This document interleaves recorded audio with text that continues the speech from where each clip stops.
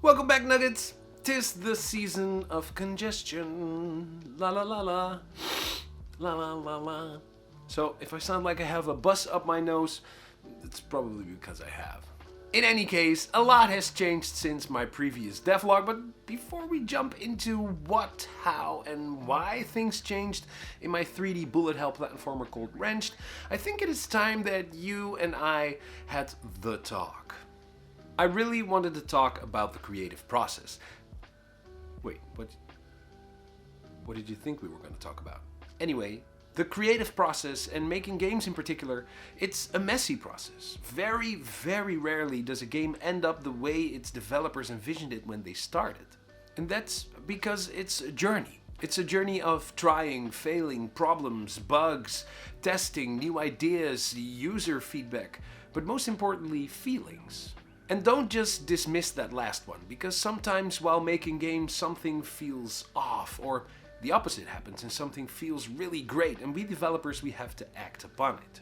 And because it is such a volatile process of changes, iterations, and direction shifts, that's also the reason why most developers only share their games very, very late in this process, when most of the journey has been made behind closed doors.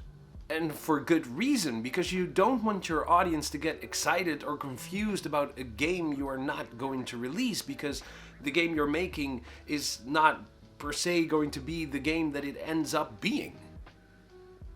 Or worse, you don't want to turn off people with something that's not even remotely representative of what the final game will be. And yes, I'm looking at you, GTA 6 haters. And overall, because of all these changes and the way the creative process works, it's really hard for us developers to take you, the viewer, along in it. The creative process just has very high "you had to be there" vibes. And that is why making devlogs can be really scary, because you never know what's going to happen or how your audience will react to the changes you make within your game. And changes are going to happen, because that is how we make games, how we make the best games, by changing them a lot and trying out different things and finding what works and what doesn't work.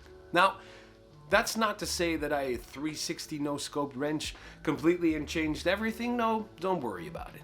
And when I say don't worry about it, I really mean don't worry about it. Whenever you watch a devlog, mine or one from another creator, don't get too attached to the game, and keep the creative process in the back of your mind at all time. And remember that it's a messy one.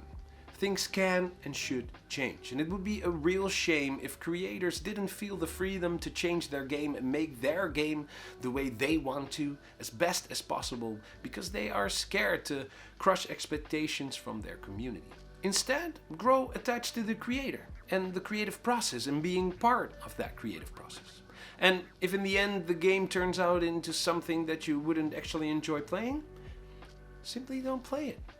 Like I said, taking you along within the creative process is something that's really difficult, but let's try. So I'll run through the game from start to finish as it is right now, and I try to talk about why and what changed. So, let's jump in. Wait, but before we do so, if you haven't subscribed to the channel yet, consider subscribing, as it really helps me out and also helps me make Wrench the best game possible. And if you would like to chat after hours, we also have a Discord in which you can drop your feedback or ideas. There's a link for that in the description below. We start the game off in the main menu, and apart from a new scene with some new models, which you will see more of throughout the run, nothing much has changed here. At least not at first glance, because I completely reworked my content workflow. I wanted more control over the color of objects, and so instead of having one giant material trim sheet, I divided the trim sheet up in different materials like wood, metal, and cloth. I then made them all white so I can color tint them in Unity instead, and this meant I had to cut up most of the models in separate pieces, which was a lot of work, but in the end it gave me a lot more flexibility in how the scenes looked. Starting the game drops you in the very much work in progress tutorial section in the village, the home of Carly. Here you will learn the basic movements and find this big jump portal at the end which you can repair. But when you do, you get accidentally teleported away. You fall from the sky and land in the camp, which is the first section of the hub world from where you will move around between the different levels. The hub consists of 3 sections. The camp is the first part, leading you to the sunken city levels. After that, you unlock the subway, leading you to the factory levels. And finally, after that, you will unlock the broken city, leading you to the final scrapyard levels. Each section will have new NPCs, new parts of the story unfolding, and as mentioned, new levels.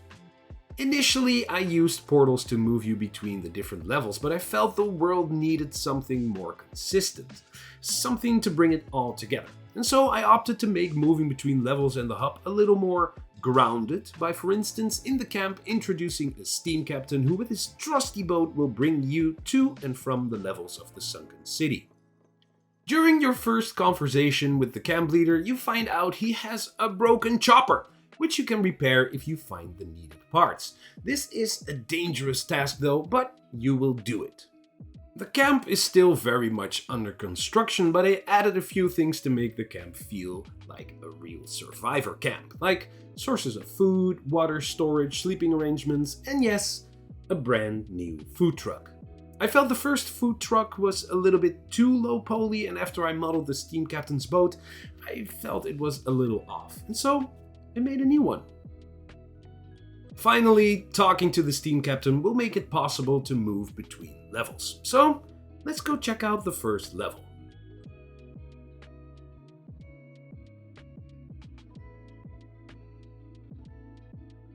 Instead of teleporting in like in the previous version, Steam Captain now drops you off and says he will pick you up at the end of the level.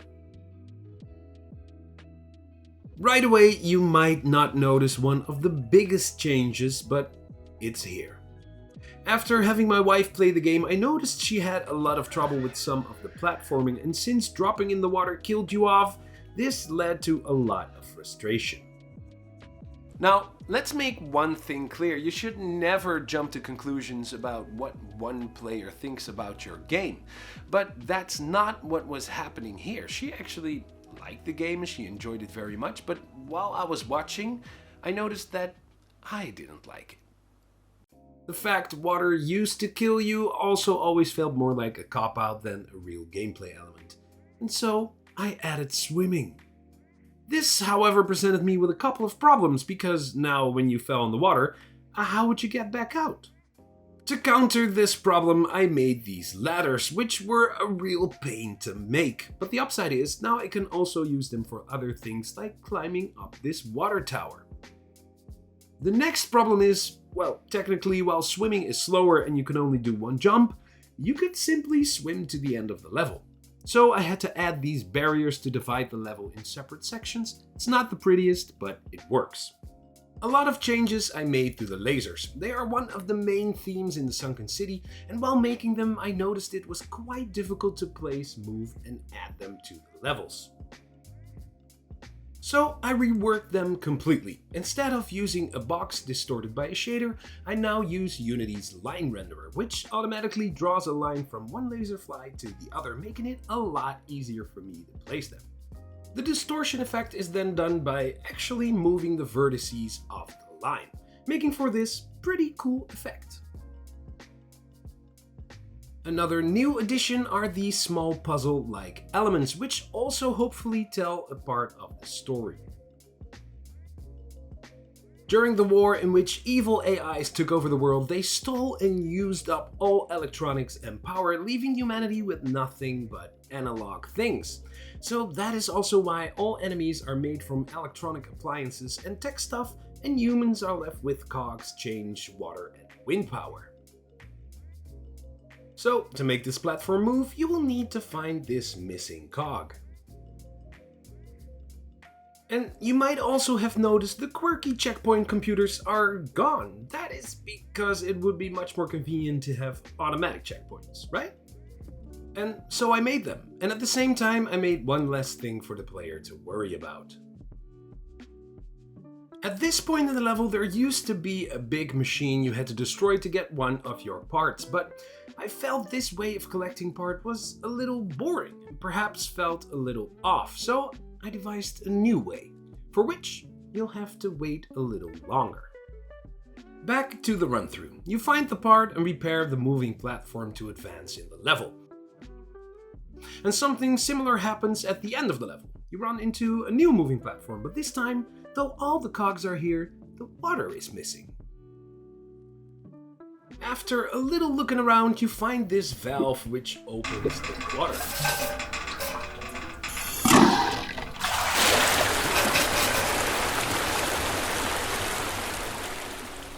This platform, however, brings you to another part of the level where you find this giant enemy. A mini-boss. And if you guessed defeating this mini-boss would give you your part, then you're absolutely right. It still needs a lot of dressing, a new model, animations and cutscenes, but I already really like it. I really felt defeating dangerous enemies for parts instead of just finding machines and breaking them was a lot more fun and a way more engaging way to progress through the game. It's also a lot more work, but hey, that's the creative process. After defeating the mini-boss and collecting your part, it's finally time to go back to camp and repeat this cycle until you have found all the parts you need to fix the chopper.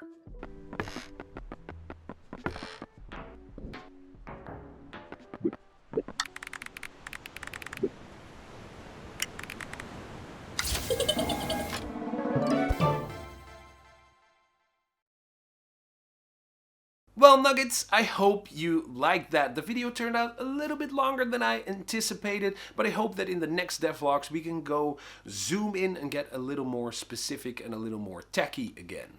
Nevertheless, if you like this video, don't forget to give it a like, and if you haven't subscribed yet, please consider subscribing as it really helps the channel out. Anyway, thank you so much for watching, and I hope to see you in the next one.